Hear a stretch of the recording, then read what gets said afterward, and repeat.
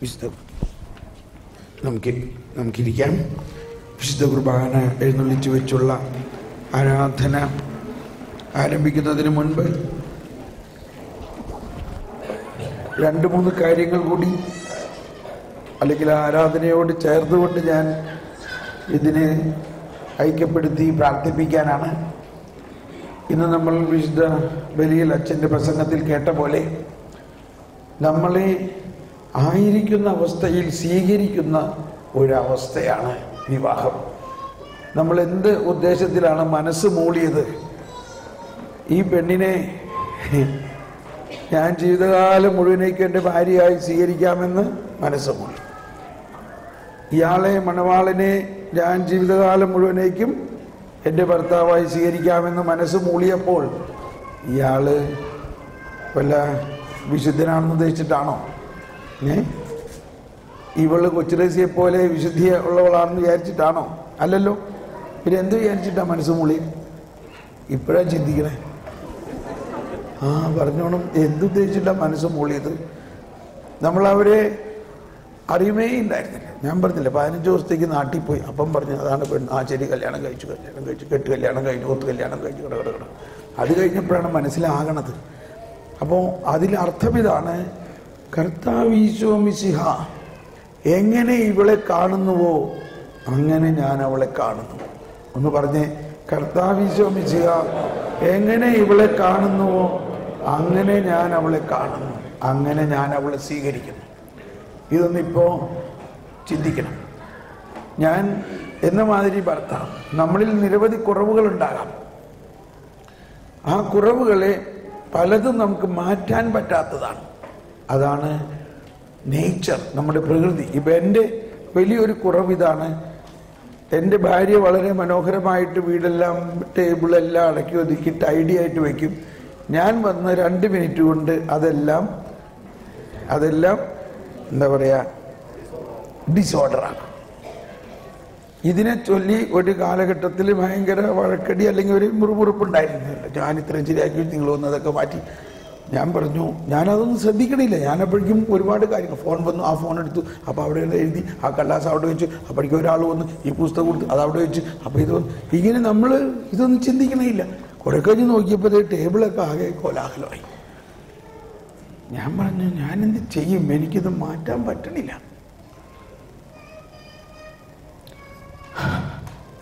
അങ്ങനെ എൻ്റെ ഭാര്യ എന്നെ ആ കുറവുകളോടെ അങ്ങനെ സ്വീകരിച്ചു. അത് കഴിഞ്ഞിട്ടൊരു പ്രശ്നമില്ല. എന്ന മാതിരി ഞാൻ ചില കാര്യങ്ങൾ ഭാര്യയോട് പറഞ്ഞത്, ഇതിൻ്റെ മാതിരി എത്ര പ്രാവശ്യം പറഞ്ഞിട്ടുള്ളതാണ്, ഇങ്ങനെ ചെയ്തൂടെ? പക്ഷെ പറ്റണില്ല. കാരണം അതാണ് ആ വ്യക്തിയിലുള്ള ഒരു നേച്ചർ, ആ പ്രകൃതി എന്ന് പറഞ്ഞ പോലെ. ഇത് പാവയ്ക്കയും വെള്ളരിക്കയും, ആപ്പിൾ ഓറഞ്ച് എന്ന പോലെ നമ്മളിൽ ഒരു പ്രകൃതിയുണ്ട്. അത് നമുക്കൊരു പക്ഷെ മാറ്റാൻ പറ്റില്ല. അപ്പോൾ അവിടെ അടുത്ത ആൾ, നമ്മുടെ ജീവിത പങ്കാളി, അത് മനസ്സിലാക്കി ആ കുറവുകളോടെ സ്വീകരിക്കുന്നതാണ് ഈശോയുടെ സ്നേഹം എന്ന് പറയുന്നത്. ഈശോ നമ്മളെ സ്നേഹിക്കുന്നത് നമ്മളായിരിക്കുന്ന അവസ്ഥയിലാണ്. അതാണ് ദൈവസ്നേഹത്തിൻ്റെ പാരമ്യം. നമ്മൾ ഒരു വിശുദ്ധയായിട്ടുള്ള ആളെ സ്നേഹിക്കാൻ ഇത്ര വലിയ ബുദ്ധിമുട്ടായിട്ടുണ്ടോ? ഒരു നല്ല മനുഷ്യനെ സ്നേഹിക്കാൻ വലിയ ബുദ്ധിമുട്ടായിട്ടുണ്ടോ? ഒരു ബുദ്ധിമുട്ടില്ല. അതല്ല സ്നേഹം. നീ പാപി ആയിരിക്കെ ഞാൻ നിന്നെ സ്നേഹിച്ചു. ഓക്കെ, അതാണ് ഒരു പോയിന്റ്. അപ്പോൾ ഇത് നമ്മൾ ആരാധനയിൽ അതിനുവേണ്ടി ഹീലിംഗ്. എന്താ ഇപ്പോൾ അവിടെ ഹീലിംഗ്? കുറവ് മാറ്റുക എന്നത് ആണ് സാധാരണഗതിയിൽ ഹീലിംഗ്. പക്ഷെ ഇവിടെ നമ്മൾ കുറവോടുകൂടി നമ്മുടെ ജീവിത പങ്കാളിയെ സ്വീകരിക്കാൻ ഉള്ള ഹൃദയവിശാലതയാണ് ഹീലിംഗ്.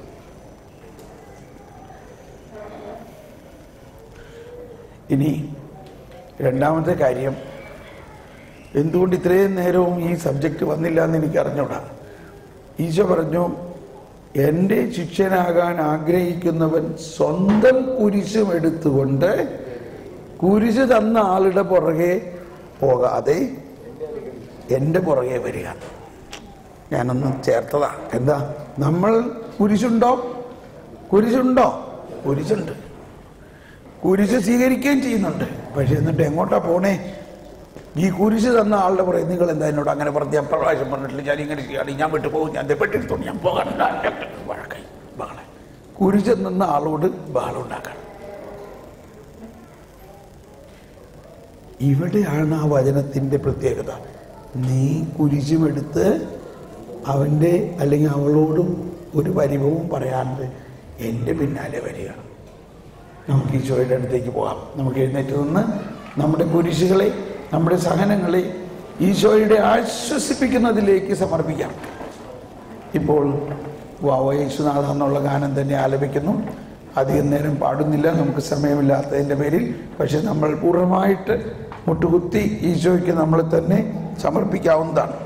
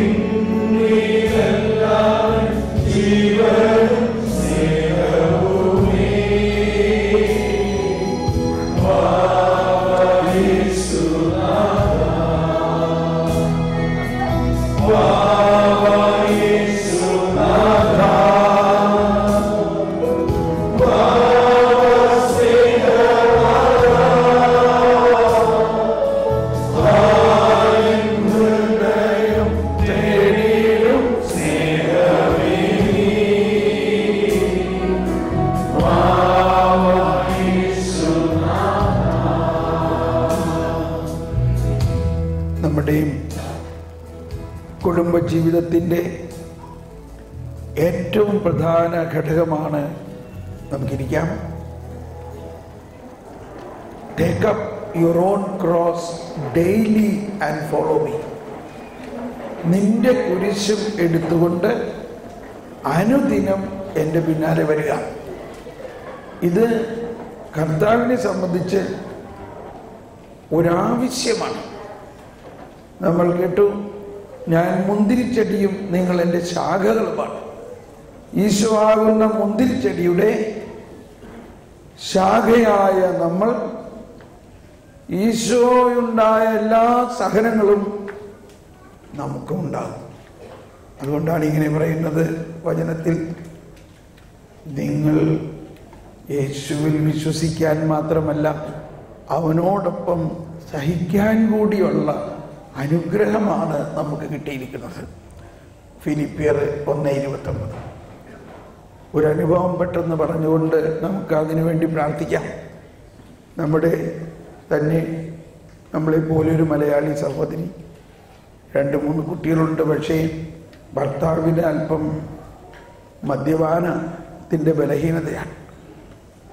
കുടിച്ചു കഴിഞ്ഞാൽ, കുടിക്കാത്ത സമയത്ത് ഇയാളൊരു പുണ്യവാളരാണ്. കുടിച്ചു കഴിഞ്ഞാൽ ഇയാളുടെ ഭയങ്കര പ്രശ്നമാണ്. ഇയാൾ എന്താ ചെയ്യണമെന്ന് ഇയാൾക്കറിയില്ല. ഇയാൾ അടിക്കും, ചെറുട്ടത്തടിക്കും. പുറത്തടിക്കും,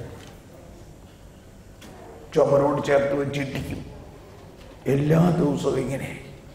അങ്ങനെ പലരോടും പറഞ്ഞപ്പോൾ പലരും അവളോട് പറഞ്ഞു, അങ്ങനെയാണെങ്കിൽ നിങ്ങൾ കുറേ നാൾ മാറി താമസിക്കും.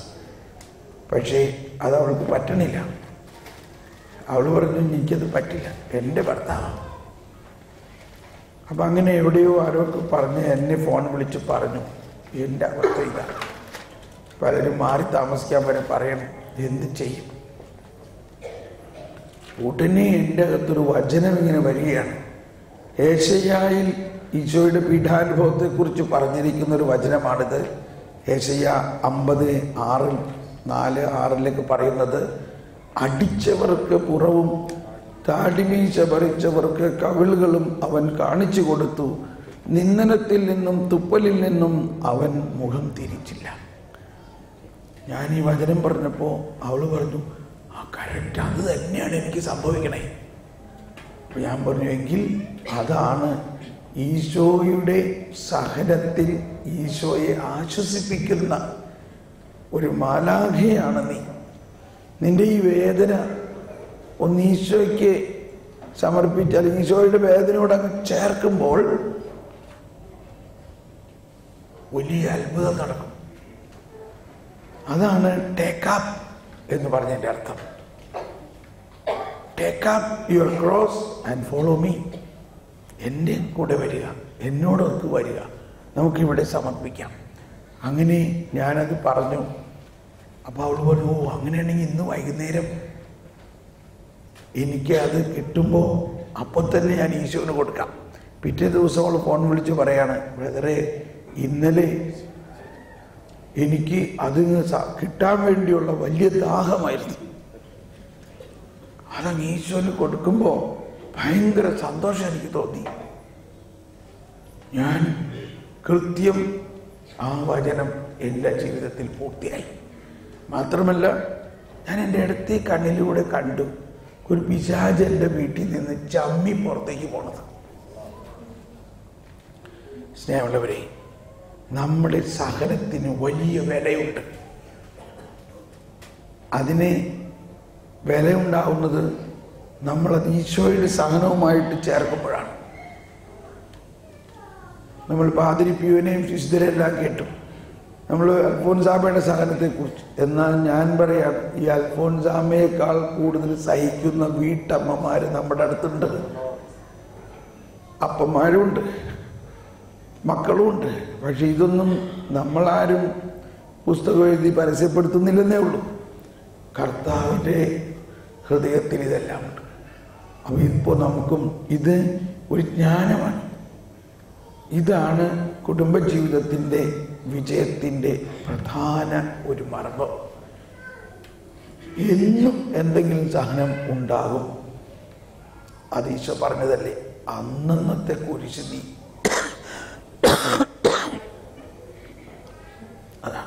ഇനി അടുത്ത കാര്യം നമ്മൾ പല പ്രാവശ്യം പറഞ്ഞു, അബ്രാഹത്തിൻ്റെ വിശ്വാസത്തിൽ ആണ് നമ്മളുടെ വിശ്വാസം വേരൂന്നിരിക്കുന്നത്. യെശയ്യായുടെ പ്രവചനത്തിൽ 51-ാം അധ്യായത്തിൽ ഈ പുതിയ കാര്യം ഞാൻ ചെയ്യും എന്ന് പറഞ്ഞതെല്ലാം ഇതാണ്. ഈ പുതിയ നിയമം, ഈ പുതിയ രക്ഷ. അപ്പം അതിൽ പറഞ്ഞിരിക്കുകയാണ്, രക്ഷ അന്വേഷിക്കുന്നവരെ, യെശയ്യാ 51:1-2, നീതി തേടുന്നവരെ എൻ്റെ വാക്ക് കേൾക്കുവിൻ, നിങ്ങളെ വെട്ടിയെടുത്ത പാറയിലേക്കും, എല്ലാവരും ഒന്ന് പറഞ്ഞ്, നിങ്ങളെ വെട്ടിയെടുത്ത പാറയിലേക്കും നിങ്ങളെ കുഴിച്ചെടുത്ത ഖനിഗർഭത്തിലേക്കും നോക്കുവിൻ.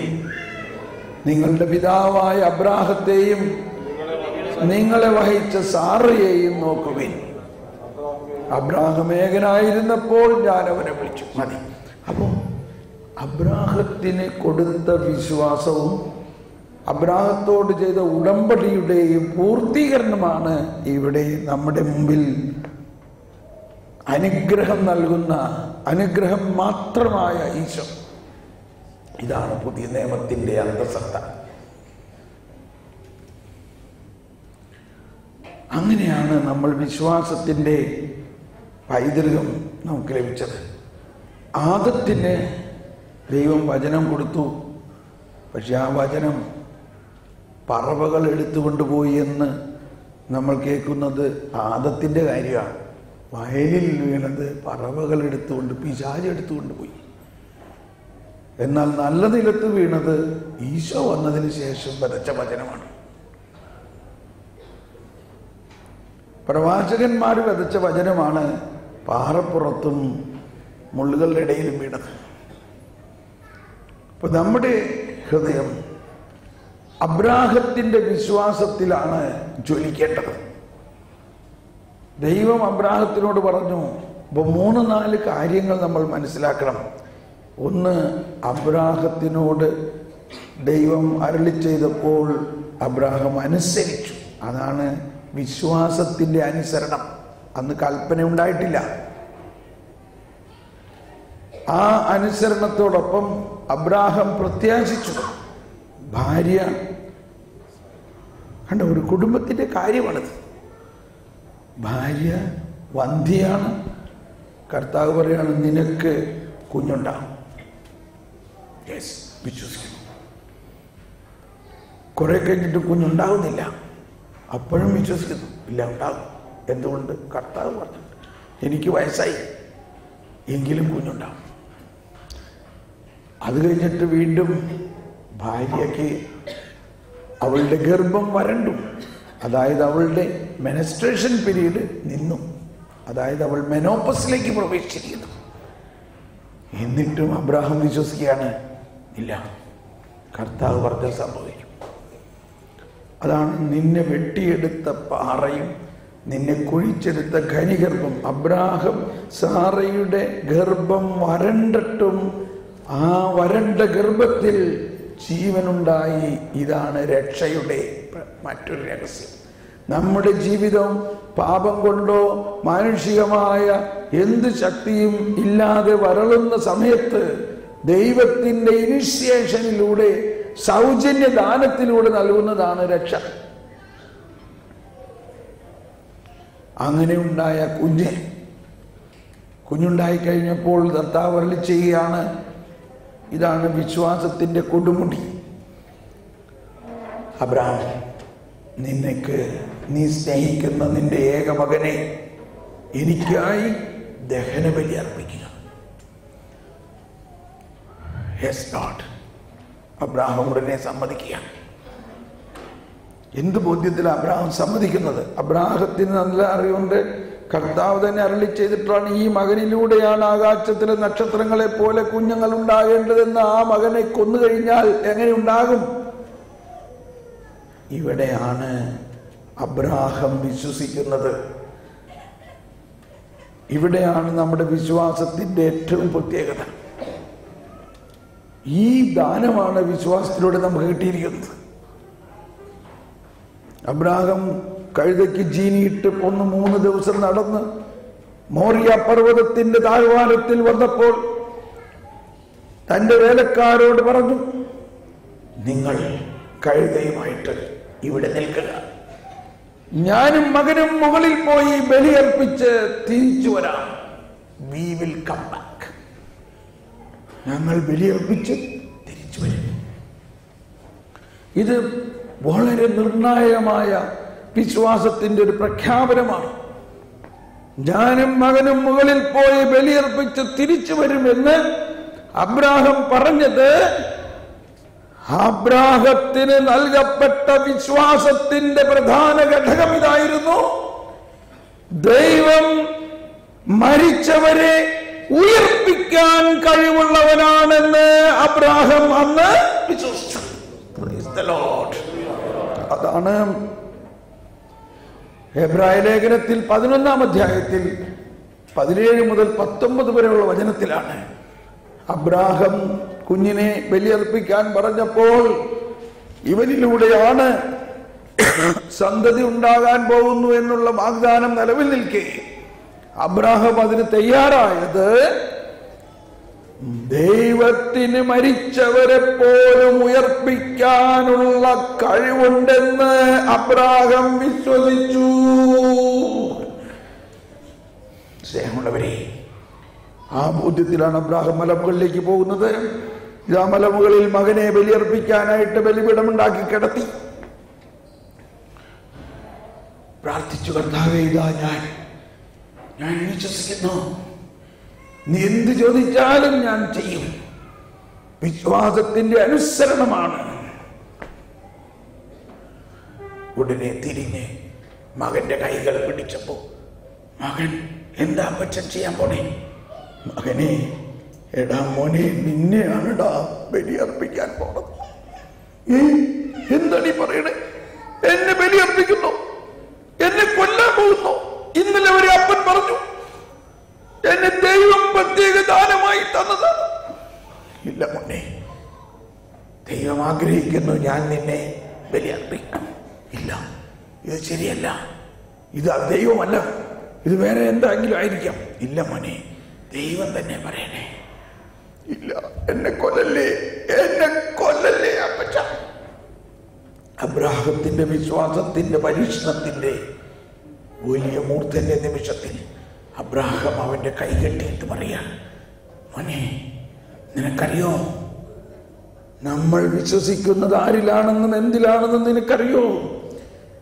നമ്മുടെ ദൈവം, ഞാൻ നിന്നെ കൊന്നാലും നീ മരിച്ചാലും നിന്നെ ഉയർപ്പിക്കാൻ കഴിവുള്ളവരാണ് നമ്മുടെ ദൈവം. ഇസാക്ക്, അതെയോ, എന്നെ കൊന്നാലും ഞാൻ ഉയർത്തെഴുന്നേൽക്കുമോ? അതെ മോനെ, എന്നാ ശരി, എന്നാ എന്നെ കൊന്നോളൂ. ഇവിടെയാണ് വിശ്വാസം അബ്രാഹത്തിൽ നിന്ന് അടുത്ത തലമുറയിലേക്ക് പകർന്നത്. ഇവിടെയാണ് ദൈവം തമ്പുരാൻ ഇത് കണ്ടുകൊണ്ട് പറഞ്ഞു, അവന്റെ കഴുത്തിൽ കത്തി വെച്ചപ്പോൾ മാലാഖ കത്തി വലിച്ചെറിഞ്ഞിട്ട് പറഞ്ഞു, ദൈവം, ഏബ്രഹാം, ഏബ്രഹാം, ഇപ്പോൾ എനിക്ക് മനസ്സിലായി നീ എത്രമാത്രം എന്നെ സ്നേഹിക്കുന്നുവെന്ന്. നീ നിന്റെ ഏകജാതനെ പോലും എനിക്ക് തരാൻ മടിക്കായകയാൽ ഞാൻ നിന്നോട് ശപഥം ചെയ്യുന്നു, നിന്റെ സന്തതിയിലൂടെ ലോകം മുഴുവൻ അനുഗ്രഹിക്കപ്പെടും. ഹല്ലേലൂയ. ആ സന്തതിയാണ് കർത്താവ് യേശുമിശിഹ. ആ അനുഗ്രഹമാണ് ഇവിടെ നമ്മുടെ മുമ്പിൽ നിൽക്കുന്നത്. അപ്പോൾ ദൈവപിതാവ് തന്റെ ഏകമകനെ നമുക്ക് ബലിയായി അർപ്പിക്കാൻ തുടങ്ങി. പ്രിയമുള്ളവരെ, നമ്മുടെ വിശ്വാസത്തിന്റെ ഉച്ചകോടി ഇതാണ്. ദൈവത്തിന് മരിച്ചവരെ ഉയർപ്പിക്കാനുള്ള ശക്തിയുണ്ടെന്നും നമ്മൾ ഓരോരുത്തരും പുതിയ സൃഷ്ടിയാവുന്നത് ആ വിശ്വാസത്തിലാണ്. ഇനി നമുക്ക് ഹൃദയത്തിൽ കാണാം. ഇപ്പോൾ നമ്മൾ കേട്ട കാര്യങ്ങൾ നമ്മുടെ ജീവിതത്തിൻ്റെ, ദാമ്പത്യ ജീവിതത്തിൻ്റെ, നമ്മുടെ കുടുംബ ജീവിതത്തിൻ്റെ ഈ അവസ്ഥയിലേക്ക്, ഈ കുടുംബ ജീവിതത്തിൻ്റെ എല്ലാ സഹനങ്ങളും ഈശോയുടെ സഹനത്തോട് ചേർക്കാം. നമുക്ക് മുട്ടുകുത്തിയിട്ട് കൈ വിരിച്ചു പിടിച്ചുകൊണ്ട് നമ്മളിപ്പോൾ പാടാൻ പോകുന്നൊരു ഗാനം, യേശുവിൻ്റെ പിന്നാലെ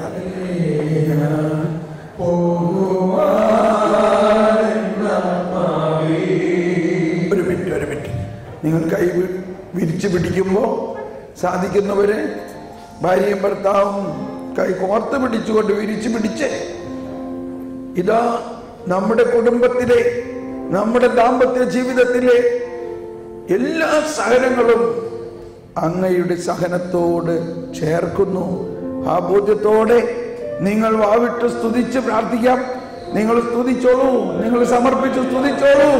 ഗായക സംഘം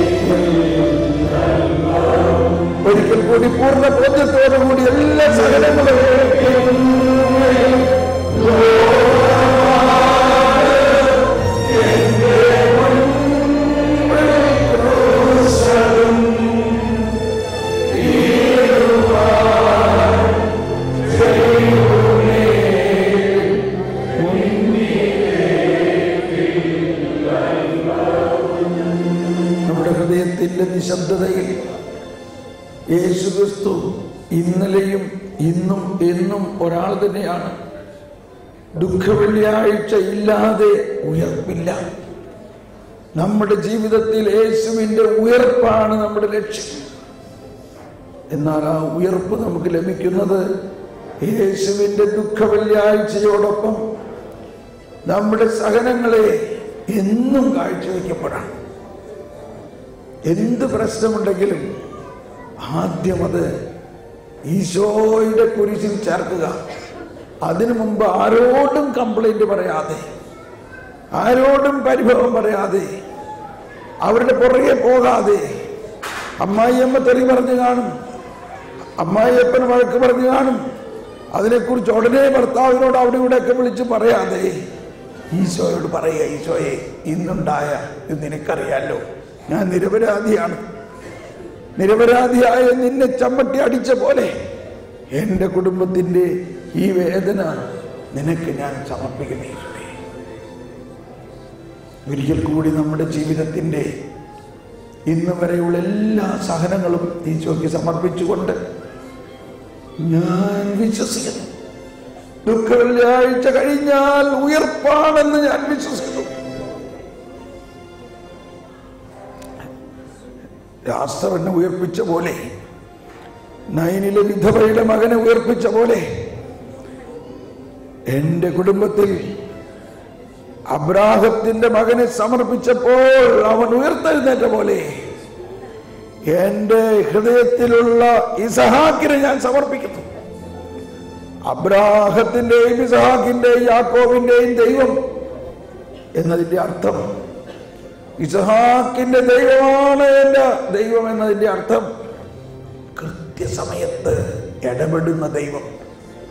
ഒരു മിനിറ്റ് വൈകിയില്ല, കുഞ്ഞിന്റെ കഴുത്തിൽ കത്തിവെക്കുന്ന കൃത്യസമയത്ത് കർത്താവ് ഇടപെട്ടു. വിശ്വസിക്കുക സ്നേഹമുള്ളവരെ, നമ്മുടെ കുടുംബത്തിന്റെ ഭയാനകമായ പ്രശ്നങ്ങൾ നോക്കി നിൽക്കുന്ന ദൈവം ഒരു നിമിഷം പോലും വൈകാതെ ഇടപെടും. അങ്ങനെയുള്ള ദൈവത്തിൽ, അതാണ് ഇസഹാക്കിന്റെ ദൈവം. ഓ ദൈവമേ, ഇന്ന് ഈ പ്രാർത്ഥനയുടെ നിമിഷങ്ങളിൽ എന്റെ കുടുംബത്തിൽ അങ്ങ് ഇടപെടണമേ, എന്റെ കുടുംബത്തിൽ ഇടപെടണമേ. ഞങ്ങൾ ഓരോരുത്തരുടെയും കുടുംബം അബ്രാഹത്തിന്റെ കുടുംബത്തിന്റെ ഭാഗമാണ് ഈശോയെ. സഖ്യേയൂസിന്റെ ഭവനത്തിൽ ചെന്നുകൊണ്ട് പറഞ്ഞു, നീ എന്റെ കുടുംബക്കാരനാണ്, നീയും അബ്രാഹത്തിന്റെ മകനാണെന്ന് പറഞ്ഞു ഈശോ. ഇന്ന് ഇപ്പോൾ എന്റെ കുടുംബത്തിൽ ഇത് തന്നെ പറയണേ, ഓ ഈശോയെ. നമുക്ക് എഴുന്നേറ്റ് നിന്നുകൊണ്ട് ദമ്പതിമാർ മുഖാമുഖം നിന്ന് കെട്ടിപ്പിടിച്ച്, ശരിക്ക് കെട്ടിപ്പിടിച്ച് സ്നേഹിക്കുക. മറ്റുള്ളവർ മുഖാമുഖം തിരിഞ്ഞ് തലയിൽ കൈവച്ച് പ്രാർത്ഥിക്കുക. ദമ്പതിമാർ മുഖാമുഖം നിന്ന് കെട്ടിപ്പിടിച്ച് മുഖത്തോട് മുഖം ചേർത്ത് വെച്ച് ഉമ്മ വെച്ചുകൊണ്ട് പ്രഥമമായിട്ട് ഈ ജീവിത പങ്കാളിയെ അങ്ങ് മനസ്സ് മൂളിയപ്പോൾ അറിയാത്ത കാര്യങ്ങളെല്ലാം ഇപ്പൊ നമുക്കറിയാം. ആ കുറവുകളോടുകൂടെ കർത്താവ് സ്വീകരിച്ച പോലെ പൂർണ്ണമായി ഇപ്പൊ സ്വീകരിക്കുകയും അന്ന് നമ്മൾ ദൈവത്തോട് വാഗ്ദാനം ചെയ്തത് പോലെ മരണം വരെ സുഖത്തിലും ദുഃഖത്തിലും സന്തോഷത്തിലും സന്താപത്തിലും ഞങ്ങൾ ഒരുമിച്ച് നിൽക്കും എന്ന് ഹൃദയത്തിൽ വിശ്വസിച്ചുകൊണ്ട് കെട്ടിപ്പിടിച്ച് സ്നേഹിക്കുക. സ്നേഹമാണ്, സ്നേഹം എല്ലാത്തിനെയും അതിജീവിക്കുന്നു. സ്നേഹം സകലതും വിശ്വസിക്കുന്നു. സ്നേഹം സകലത്തെയും സ്വീകരിക്കുന്നു. സ്നേഹം സകലത്തെയും അതിജീവിക്കുന്നു. കെട്ടിപ്പിടിച്ച് സ്വീകരിച്ചുകൊണ്ട് ഇന്ന് നമ്മുടെ ഹൃദയത്തിൽ ഒരു തീരുമാനമെടുത്തിരിക്കുന്നു. ഇന്ന് മുതൽ ഞങ്ങളുടെ ജീവിതം ഒരു പുതിയ സൃഷ്ടിയാക്കിക്കൊണ്ട് ഞങ്ങളിലുള്ള പരിചയ മനോഭാവത്തെ കർത്താവിന് വിട്ടുകൊടുത്തുകൊണ്ട് ഞങ്ങൾ പൂർണ്ണമായിട്ട് യേശുവിന്റെ പുതുവീഞ്ഞായിട്ട് മാറും. ഞങ്ങൾ യേശുവിനുള്ള വിശ്വാസത്തിലൂടെ യേശുവേ സ്തോത്രം, യേശുവേ നന്ദി.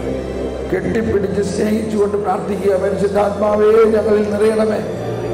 ജീവിക്കും ദൈവത്തിൻ അരൂപിയേ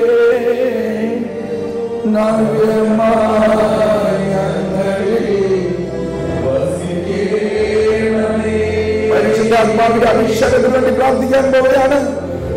ജീവിക്കും ദൈവത്തിൻ അരൂപിയേ. പരിശുദ്ധാത്മാവേ, ഞങ്ങളിൽ വസിക്കുന്ന പരിശുദ്ധാത്മാവേ,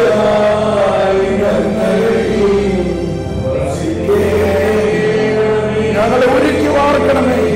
ഞങ്ങളിലുള്ള പഴയ സ്വഭാവം മാറ്റി ഞങ്ങളിലുള്ള പരിസയ സ്വഭാവം മാറ്റി കരുണയുടെ, സ്നേഹത്തിന്റെ, വാത്സല്യത്തിന്റെ, ആത്മാവിന്റെ ജീവിതമാക്കി മാറ്റണം. എല്ലാവരും കൂടി ജീവിക്കും ദൈവത്തിൻ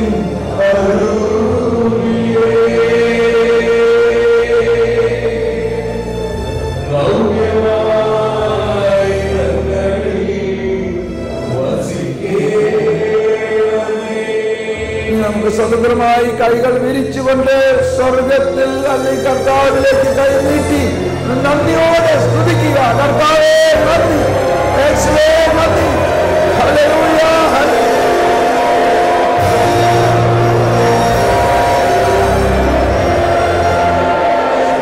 എല്ലാവരും ഹൃദയത്തിൽ നന്ദിയോടെ നന്ദി, നന്ദി കർത്താവേ, നന്ദി കർത്താവേ, അവിടുത്തെ കരുണയ്ക്ക് നന്ദി.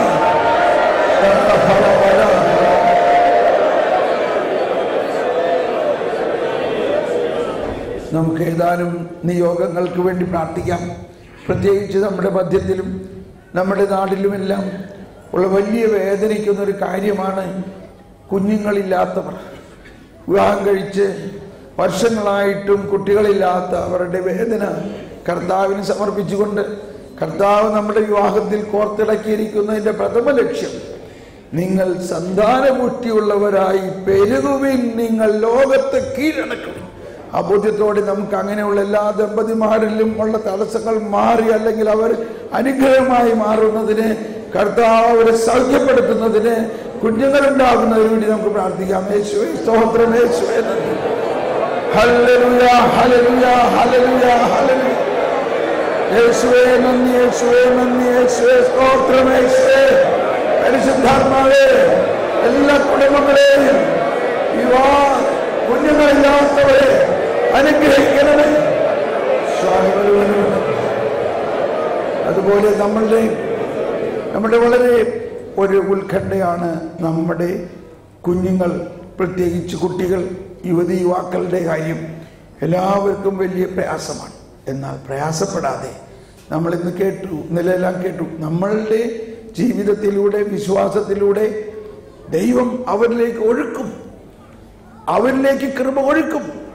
നമ്മുടെ സമ്പത്തിന്റെ അവകാശികളാണ് അവർ. എന്താ നമ്മുടെ സമ്പത്ത്? നമ്മുടെ സമ്പത്ത് യേശു ക്രിസ്തുവാണ്. അമേരിക്കയിൽ ഒരു സഹോദരി എന്നോട് പറഞ്ഞു, ബ്രദറെ, എൻ്റെ 2 പെൺമക്കളും നിരീശ്വരവാദികളാണ്. എനിക്ക് അന്നോട് എങ്ങനെ ഇവരിങ്ങനെയായി. എല്ലാ ദിവസവും വൈകുന്നേരം ഊണ് കഴിക്കാൻ വന്ന ഇവരോരോന്ന് ചോദിച്ച് ഞാനുമായിട്ട് തർക്കമാണ്. എന്ത് ചെയ്യും? പക്ഷേ ബ്രദറെ, ഞാൻ അവൾമാരോട് പറയും, അതെ, ഞാൻ പ്രാർത്ഥിക്കുന്നത് കല്ലിനോടും മരത്തോടും ഒന്നുമല്ല, ജീവിക്കുന്ന ദൈവത്തോടാണ്. അതുകൊണ്ട് എൻ്റെ കൺമുമ്പിൽ വെച്ച് തന്നെ നിങ്ങളൊക്കെ കർത്താവ് വിശ്വസിക്കുന്നത് ഞാൻ കാണൂടി മക്കളെ. മനസ്സിലായോ? ഇതാണ് നമ്മുടെ വിശ്വാസം. നമ്മള് മക്കളിലുള്ള അന്ധ